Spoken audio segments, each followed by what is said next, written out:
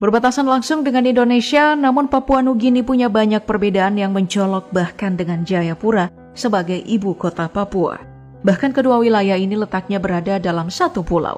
Namun mereka punya perbedaan kolonialisme. Lantas apa saja perbedaan kedua wilayah ini? Simak videonya dalam polemik kali ini. Sebelum kita jauh membahas soal perbandingan kedua negara ini, terlebih dulu kita membahas perbedaan sejarah dan latar belakang kedua negara ini. Papua juga Papua Barat dulunya dijajah oleh Belanda. Sedangkan Papua Nugini awalnya dijajah oleh bangsa Jerman, yang kemudian dijajah lagi oleh bangsa Inggris dan berakhir di tangan bangsa Australia. Papua Nugini sendiri masih menjadi negara persemakmuran. Seperti yang kita ketahui, Papua adalah sebuah provinsi yang letaknya berada di NKRI.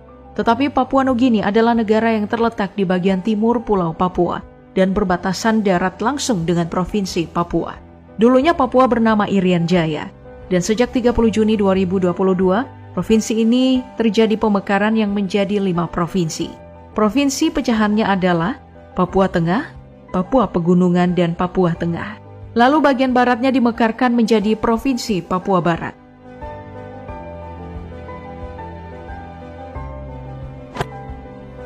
Salah satu yang menjadi konsen dari Papua Nugini adalah soal pendidikannya. Di negara ini sebenarnya masih banyak yang buta aksara. Meski begitu, pemerintah Papua Nugini terus mengupayakan pendidikan yang layak bagi anak-anak. Terbukti dari banyaknya sekolah yang dikelola oleh gereja. Bahkan di negara ini terdapat 500 sekolah gereja yang salah satunya adalah Luther Injil Papua Nugini. Di Papua Nugini juga terdapat 6 universitas yang terpisah dari lembaga-lembaga pendidikan tersier lainnya. 2 universitas yang didirikan lainnya adalah Universitas Papua Nugini yang berbasis di distrik Ibu Kota Nasional dan Universitas Teknologi Papua Nugini yang berbasis di luar Lae di Provinsi Morobe. Sedangkan di Papua sendiri terdapat peningkatan yang cukup signifikan jika dibandingkan dengan Papua Nugini. Berbagai program pendidikan digalakan mulai dari beasiswa, juga program lain yang diharapkan bisa menjadi ruang untuk peningkatan pendidikan di Papua. Salah satu program yang kini digalakan pemerintah adalah program afirmasi pendidikan menengah atau ADEM. Program ini ditujukan bagi anak-anak Papua dan mereka yang berkesempatan untuk melanjutkan pendidikan ke tingkat menengah atas di Tanah Pasundan, Jawa Barat.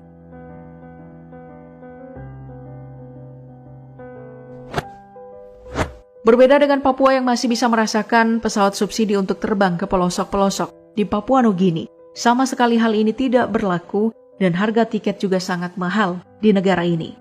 Jarak antara Jayapura dan Papua Nugini sebenarnya hanya terpaut 46 menit.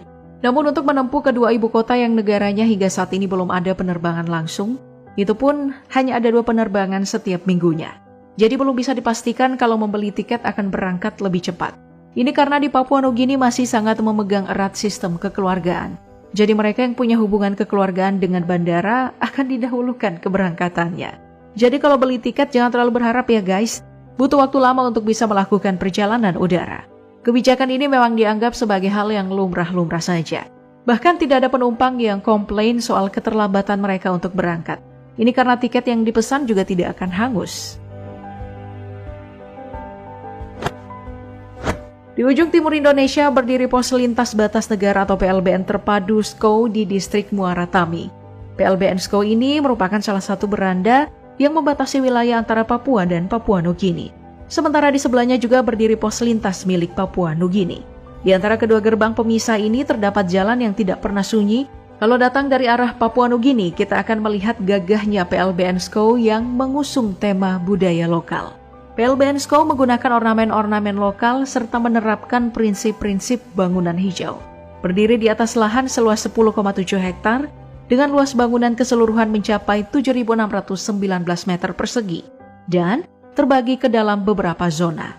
Sedangkan bila kita datang dari Papua Nugini, kita akan melihat gerbang perbatasan Indonesia yang berdiri tinggi dan dilengkapi dengan 2 pagar yang besar.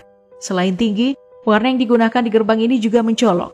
Warnanya seperti bendera Indonesia dan di bagian tengahnya ada logo Garuda yang sangat besar. Selain itu di sebelah kiri dan kanannya dihiasi bendera kebanggaan Ibu Pertiwi. Berbeda dengan SKO milik Indonesia, pos perbatasan milik Papua Nugini jauh lebih sederhana.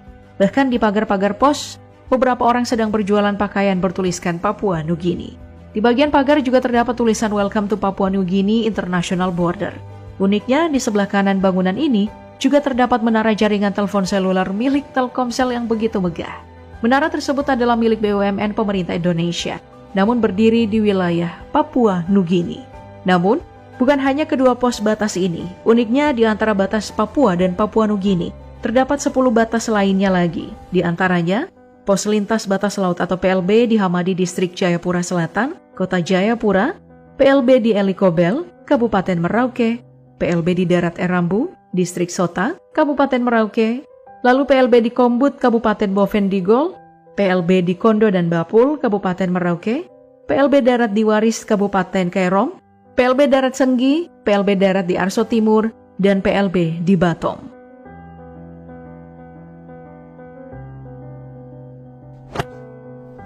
Punya kedekatan wilayah dengan Indonesia yang kaya akan pulau, Papua Nugini juga punya keindahan laut dan pantai yang mempesona. Teluk Kimbe adalah salah satu tempat yang punya daya tarik tersendiri.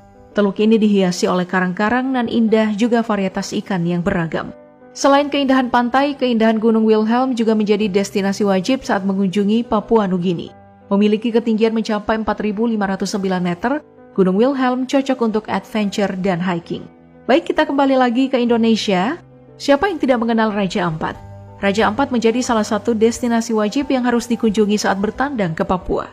Keindahan Raja Ampat dari atas ketinggian memang tidak diragukan lagi. Namun keindahan bawah lautnya juga tidak bisa dianggap remeh. Kegiatan menyelam yang biasanya dilakukan di Raja Ampat adalah salah satu agenda wajib yang tidak boleh dilewatkan. Selain keindahan laut, keindahan pegunungan Jayawijaya juga menjadi destinasi penting saat berkunjung ke provinsi paling timur Indonesia ini. Gunung ini juga dijuluki sebagai atap pelindung Indonesia atau Gunung Kartens Piramid. Gunung yang letaknya sampai ke negara tetangga Papua Nugini ini mampu menyihir siapapun yang melihatnya. Salah satu yang menjadi keunikan Gunung Jayawijaya adalah salju yang menyelimutinya. Meski mustahil, jika negara kita yang beriklim tropis ini ada salju, namun Gunung Jayawijaya berhasil membuktikannya. Salju yang menutupi Gunung Jayawijaya disebut sebagai salju abadi, yang menjadikannya sebagai salah satu lokasi trekking terbaik di Indonesia. Kawasan Gunung Jayawijaya juga masuk dalam kawasan Taman Nasional Lawrence, yang menyebabkan puncak tertinggi Gunung Jayawijaya masuk dalam 7 puncak terindah di dunia. Setelah kita membahas banyak soal sejarah, pendidikan hingga pos perbatasan kedua negara ini, kurang lengkap rasanya kalau kita belum membahas soal ibu kota kedua wilayah ini. Pasti banyak dari kalian yang mengira kalau Papua adalah provinsi yang tertinggal. Tapi jangan salah, kehidupan di Papua juga hampir sama dengan wilayah lainnya di Indonesia. Bahkan nih, keindahan pesona ibu kota Papua yaitu Jayapura begitu memikat di malam hari. Keindahan kota Jayapura bisa dinikmati dari ketinggian. Perjalanan menuju kota Jayapura bisa ditempuh selama 1 jam dari Bandara Sentani, Kabupaten Jayapura. Sementara itu, ibu kota Papua Nugini, Port Moresby, tampak gedung-gedung pencakar langit dibangun. Namun di balik itu masih banyak permasalahan sosial yang belum bisa diatasi dengan baik di kota ini. Bahkan, Port Moresby diklaim sebagai salah satu kota berbahaya di dunia. Banyaknya penyelundupan narkoba, kurangnya polisi sebagai petugas keamanan, lahan yang terbatas, ledakan budaya hingga aspek gender terus mempengaruhi. Masalah lain yang membelit kota ini adalah 60% warganya adalah pengangguran.